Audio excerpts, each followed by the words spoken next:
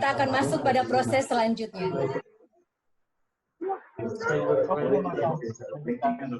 Oke, terima kasih. Sekarang mari kita berdiskusi, tapi sebelumnya mohon kerjasama dari peserta yang lain untuk bisa mengaktifkan mikrofon, tetapi nanti bicaranya karena sekarang saya butuh orang untuk berbicara, tetapi dengan supaya tidak terlalu ribut. Jadi mikrofonnya bisa diaktifkan karena kita akan berdiskusi. Oke, mari kita berdiskusi tentang apa yang sudah kita baca tadi. Pertama, kalian memiliki seorang sahabat sejati. Amin. Apakah kalian memiliki seorang sahabat sejati? Punya sahabat sejati? Pasti ya. Ada. Pasti ada. Ada, Tuhan Yesus. Ada. Saya mau bertanya kepada sahabat sejati. ya Pak. Kok ada bersiaran? Saya belum tahu yang artinya sejati, Bu. Jadi tolong dijelaskan, Bu. Terima kasih. Terima kasih. Saya pikir penjelasannya ada di materi yang tadi, Pak, tentang bagaimana yang disebut sahabat sejati. Lalu kita akan lebih melihat ke pengalaman sehari-hari itu seperti apa. Barangkali akan terjawab di pertanyaan diskusi yang kedua. Dan saya ingin bertanya, untuk yang kedua ini saya ingin mengajukan pertanyaan kepada Ibu Vindi. Bu Vindi. Halo, Atta, I miss you. Menurut Ibu Vindi, Orang ini siswa Vindi. ya, Oh, menurut iya. Vindi, Maaf. apa ciri-ciri seorang sahabat yang sejati? Sahabat Apa ciri-ciri? sejati itu selalu ada kapanpun dibutuhkan. Ya, Sahabat sejati itu bisa menolong kapan saja. ya. Ada lagi? Iya, sama seperti Pak Faber, selalu menjadi sahabat sejati kami. Pak Fei. Jadi sahabat sejati itu bukan hanya ada di saat senang, jadi di saat susah juga harus ada. Itu sahabat sejati, Bu. Luar Menurut biasa saya sekali. ya, Bu. Ada di saat doi PA, Kang. Bu Maresa juga sahabat sejati. Ibu Pak Yuda, Vindi, terima kasih Bu Vindi. apa kabar? Terima kasih Bu Vindi. Pak Yuda barangkali Iya, sama-sama Bu tentang Ata. Iya, sama-sama. ciri-ciri seorang sahabat yang sejati.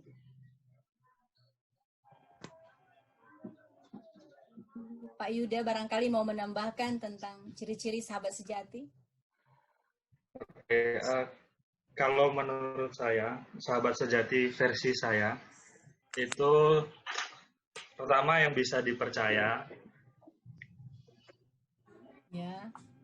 kan kebanyakan ada ketika kita butuhkan. Sering adanya ketika kita butuh. Kemudian bisa saling menopang, artinya mendorong ke hal-hal yang positif, saling mendukung begitu. Oke, luar biasa. Makasih Pak Yuda. Saya mau bertanya kepada Pak Jeffrey Teleng. Pak Jeffrey. Ya. Halo. Maukah Pak Kalau Jeffrey? menurut saya, Pak Jeffrey, belum, Ya. bukan itu pertanyaannya Pak Jeffrey, pertanyaan baru. Pertanyaan baru. Maukah Pak Jeffrey menjadi seorang sahabat sejati bagi orang khususnya di kelas ini? ya mau sekali. Jelaskan alasannya Pak. Kenapa mau? Karena sahabat sejati itu menurut saya adalah sahabat yang dikala kita susah, dia akan menolong. Bukan cuma kita senang. Jadi saya ingin jadi sahabat sejati dari semua yang hadir di sini. Karena Pak Jeffrey ingin selalu menolong kapan saja dibutuhkan. Ya, saya ingin selalu menolong dan ditolong. Oh, luar biasa Pak Jeffrey. Terima kasih. Oke, kira-kira untuk semua, apa yang perlu dikembangkan untuk menjadi seorang sahabat yang sejati? Kualitas diri yang seperti apa yang perlu dikembangkan untuk bisa jadi sahabat sejati kepada sesama? Adakah yang mau menjawab? Oh, rela berkorban. Akan lebih bagus jika yang disebutkan adalah sesuatu yang menurut pribadi adalah yang dia perlu kembangkan. Jadi kalau misalnya Pak Nofri mengatakan rela berkorban, itu berarti itu sendiri yang mau mengembangkan itu. Makasih Pak Nofri. Bagaimana dengan yang lain? Ada yang mau menjawab? Apa yang perlu dikembangkan secara pribadi? Ya Pak Nito? Empati. Empati. Mungkin ada yang tidak mengerti tentang empati, Pak. Bisa dijelaskan sedikit? Ya, terasa sepenanggungan dan merasa terlibat. Oke, makasih untuk semuanya. Sekarang kita tahu bahwa menjadi seorang sahabat sejati itu kita perlu mengikuti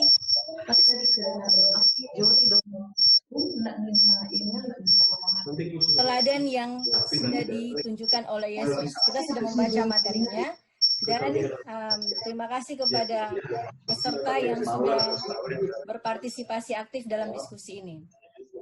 Nah, sekarang kita kembali ke grup Kaisala. Silakan buka template kolaborasi kelompok yang PowerPoint. Silakan buka template kolaborasi yang PowerPoint.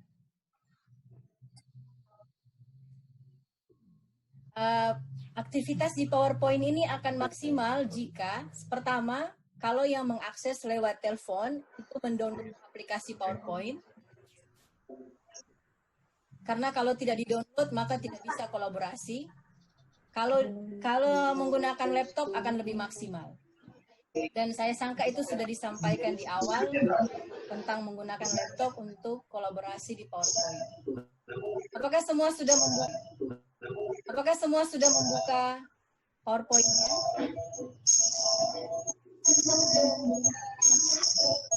Sudah terbuka? Bu, tolong ada feedback kali ini kuping. Apakah sudah terbuka PowerPoint-nya? Sudah, oke. Ini ada Ibu Elis. Belum masuk grup Kaisala. Ibu Elis barangkali bisa cek linknya di... Bu, boleh enggak mic-nya di-mute dulu peserta, Ibu aja yang ngomong, nanti kalau mau bicara baru unmute. Beberapa saya sudah mute. Tapi beberapa saya buka karena saya pikir perlu untuk bicara. Oke, kalau sudah buka semua yang PowerPoint,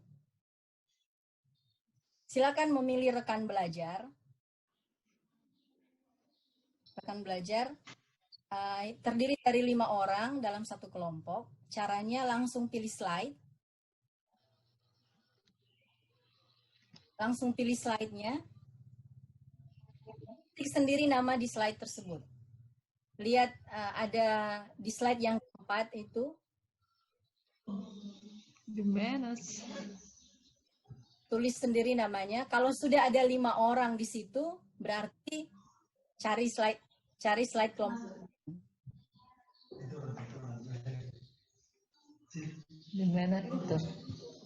Di PowerPoint. Di mana mau taruh orang penama ini? Di slide keempat.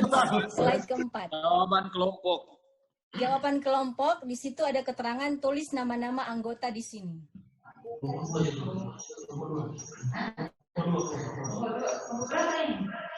Langsung misalnya saya sumbang di kelompok 3. Di kelompok 2 contoh kita taruh tapi nama.